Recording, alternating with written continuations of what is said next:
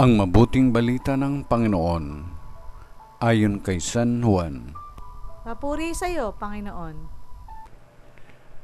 Nang muling nagpakita si Jesus sa mga alagad niya at nang makakain sila, tinanong ni Jesus si Simon Pedro, "Simon, anak ni Juan, iniibig mo ba ako nang higit kaysa mga ito?"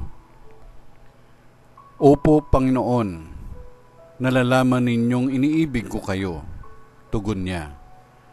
Sinabi sa kanya ni Jesus, "Pakanin mo ang aking mga batang tupa." Muli siyang tinanong ni Jesus, "Simon, anak ni Juan, iniibig mo ba ako?" Sumagot si Pedro, "Opo, Panginoon, nalalaman niyong iniibig ko kayo." Ani Jesus, "Pangalagaan mo ang aking mga tupa." Pangatlong ulit na tinanong siya ni Jesus, "Simon, anak ni Juan, iniibig mo ba ako?"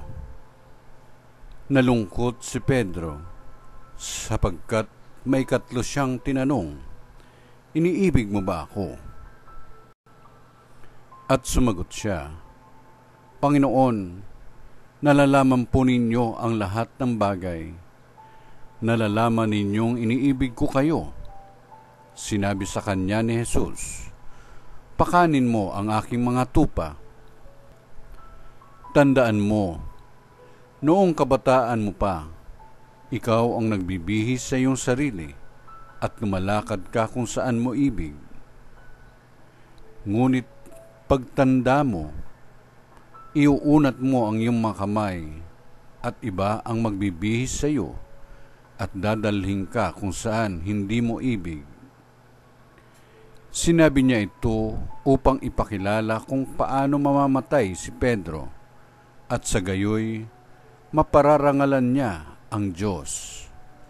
Pagkatapos, sinabi sa kanya ni Jesus, "Sumunod ka sa akin." Ang mabuting balita ng Panginoon. Pinupuri ka namin, Panginoong Jesucristo.